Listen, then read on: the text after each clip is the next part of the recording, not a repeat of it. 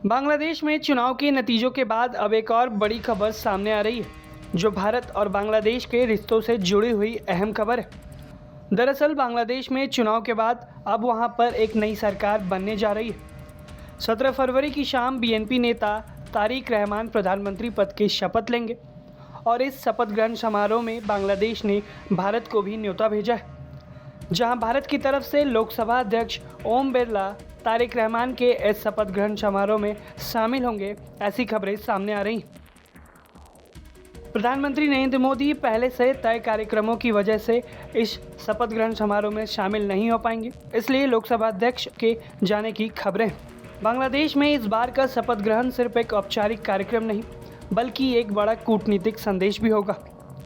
अंतरिम सरकार के मुख्य सलाहकार मोहम्मद यूनुस ने 13 देशों के प्रमुखों को न्योता भेजा, जिनमें भारत, चीन, सऊदी अरब, पाकिस्तान, तुर्की, UAE, Qatar, Malaysia, Brunei, Sri Lanka, Nepal, Maldives और भूटान जैसे देश शामिल हैं। लेकिन सबसे खास बात जो है वो ये कि भारत और बांग्लादेश के रिश्ते अब वापस से पटरी पे आते दिख रहे हैं, जहां चुनाव नतीजे आते ही पहले प्रधानमंत्री नरेंद्र मोदी ने सार्वजनिक तौर पर तारिक रहमान को बधाई दी, फिर फ़ोन करके उनसे बात भी की। वो पहले विदेशी नेता बने जिन्होंने सीधे बातचीत कर नई सरकार के साथ काम करने की इच्छा जताई है। प्रधानमंत्री मोदी ने लोकतांत्रिक, प्रगतिशील और समावेशी बांग्लादेश के लिए भारत के समर्थन का भरोसा भी उन्हें दिलाया। ये दिखाता है कि भारत बांग्लादेश के साथ अपने रिश्तों को बेहतर करने के लिए मदद का हाथ बढ़ा रहा है।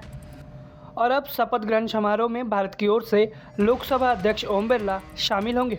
भारत की तरफ से उच्च स्तरीय प्रतिनिधित्व ये साफ दिखाता है कि नई दिल्ली ढाका के साथ रिश्तों को नए सिरे से मजबूत करना चाहती है, जो पिछले कुछ सालों में मोहम्मद यूनुस की अंतरिम सरकार के राज में खराब होते दिख रहे थे। अब इन रिश्तों की नई शुरुआत होने की कयास लगाई जा रही है। आपको याद रहे कि बांग्लादेश का ये चुनाव 2024 में शेख हसीना के हटने के बाद हुए पहले आम चुनाव थे। इन चुनावों में बीएनपी ने 300 में से 200 से ज़्यादा सीटें जीतकर भारी बहुमत हासिल की है। आपको बता दें कि तारिक रहमान वही हैं जो 17 साल के लंबे निर्वासन के बाद लंदन से लौटे और आते ही अब चुनावों में 2/3 बहुमत के साथ सत्ता संभालने जा रहे हैं। चुनाव नतीजों के बाद अब तक तारिक रहमान ने जब भी कोई बयान दिया है, उन बयानों में उन्होंने राष्ट्रीय एकता, कानून व्यवस्था और आर्थिक स्थिरता पर जोर दिया है।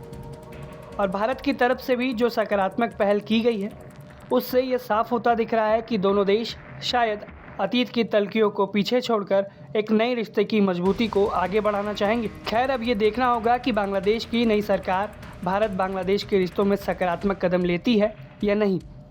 भारत ने अपना रुख साफ कर दिया और पहल कर दी है, लेकिन अब फैसला बांग्लादेश के ऊपर कि वो क्या चुनता है। इस पूरे मामले पर आप अपनी राय हमें कमेंट में ज़रूर बताएं। ब्यूरो रिपोर्ट, भारत तक।